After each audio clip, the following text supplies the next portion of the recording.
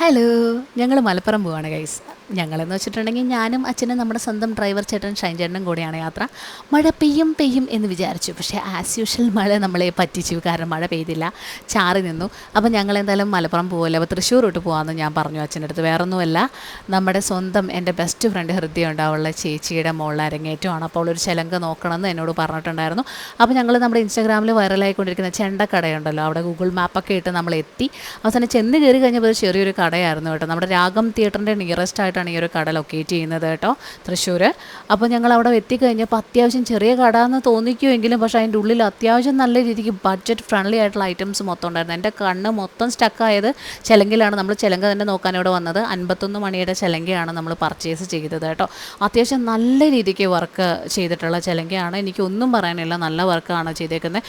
അത്യാവശ്യം ഒരു ഹൗസ് വാമിങ്ങും കാര്യങ്ങളൊക്കെയാണ് നിങ്ങളുടെ വീട്ടിലൊക്കെ ആണെന്നുണ്ടെങ്കിൽ നിങ്ങൾ മസ്റ്റായിട്ട് ഈ ഒരു ഷോപ്പിൽ നിങ്ങൾ വിസിറ്റ് ചെയ്യുക. കാരണം അത്യാവശ്യം നിങ്ങൾക്ക് ഇഷ്ടപ്പെട്ട ഐറ്റംസ് കിട്ടും. പിന്നെ ഇൻക്ലൂഡിങ് ചെറിയ സ്റ്റുഡൻസ് ഒക്കെ ആണെങ്കിൽ നിങ്ങൾക്ക് കീ ചെയിൻസ് ഒക്കെ ഇഷ്ടമാണെന്നുണ്ടെങ്കിൽ മസ്റ്റായിട്ട് ഇങ്ങോട്ട് വന്നു. അത്യാവശ്യം നല്ല ട്രഡീഷണൽ ആയിട്ടുള്ള കീ ചെയിൻസ് ഒക്കെ ഇവിടെ അവൈലബിൾ ആണ്.